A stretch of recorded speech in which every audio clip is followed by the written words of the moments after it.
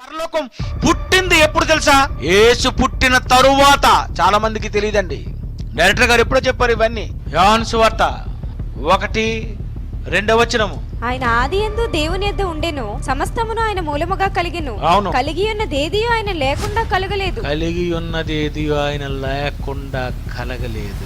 యేసు పుట్టక ముందు పరలోకం లేదు. పరలోకమే లేదు అంటే ఎవరున్నారు? తండ్రి అయిన దేవుడే ఉన్నాడు అంటగా. ఆయన మాత్రమే వసించి యేసును కన్నాడు. యేసును కన్న తర్వాతే జరుగుతుంది పరలోకం. దేవుడు పరలోకములో ఉన్నాడా? దేవునిలో పరలోకం ఉందా? అదే నేను అడిగాను ప్రశ్న. పరలోకమే అదే అంటే దేవుడు ఎందులో లేడు? పరలోకంలో లేడు. మరి ఎలా ఉన్నాడు?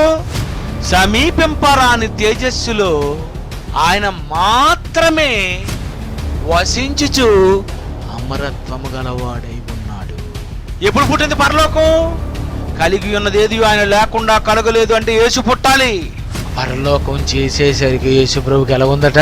ఆయన కలుగు చేసిన పరలోకమును బట్టి సంతోషించుచు. దేవుడు ఒంటరిగా ఉన్నప్పుడు లేదు. దేవుడు పరలోకములో లేడు. దేవుడు స్వర్గములో లేడు.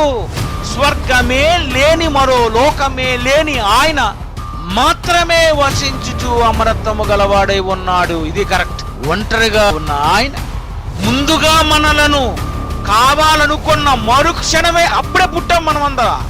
తన కొడుకైనటువంటి మొదట జ్యేష్ఠ కుమారుడైనటువంటి యేసు ప్రభువు ముందు పుట్టించి, ఆ తర్వాత పరిశుద్ధాత్మ దేవుణ్ణి పుట్టించుకొని పరలోకాన్ని కలుగు చేసేదట. పరలోకం పుట్టింది ఎప్పుడు తెలుసా? యేసు పుట్టిన తరువాత. చాలా మందికి తెలియదండి.